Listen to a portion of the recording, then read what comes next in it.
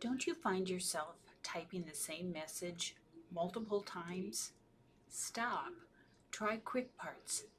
Many people use signatures for repeated messages, or they save their messages to a Word doc and then copy and paste into their emails. But let me show you what Quickparts can do for you.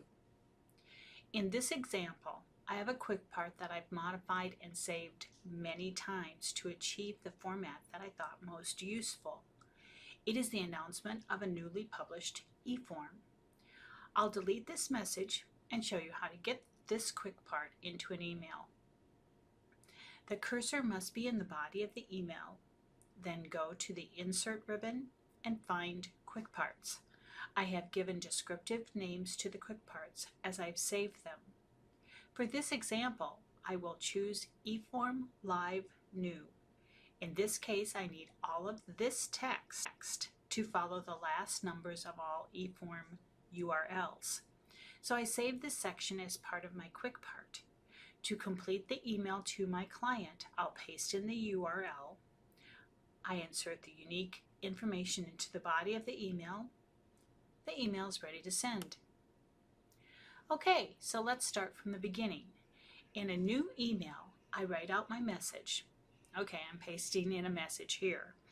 The words can be formatted to suit your taste. Highlight the entire message, go to Insert tab, find the Quickpart icon, and at the bottom of the drop-down selections, select Save Selection to Quickpart Gallery.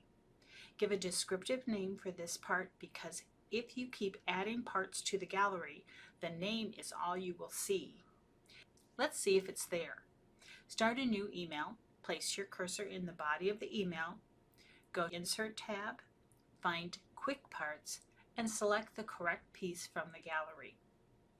The best use of Quickparts, in my experience, was used in international ed. They had one Quickpart that explained all the required immunizations, and the Quickpart was pages long. I use Quickparts regularly. Try it out. Work smarter.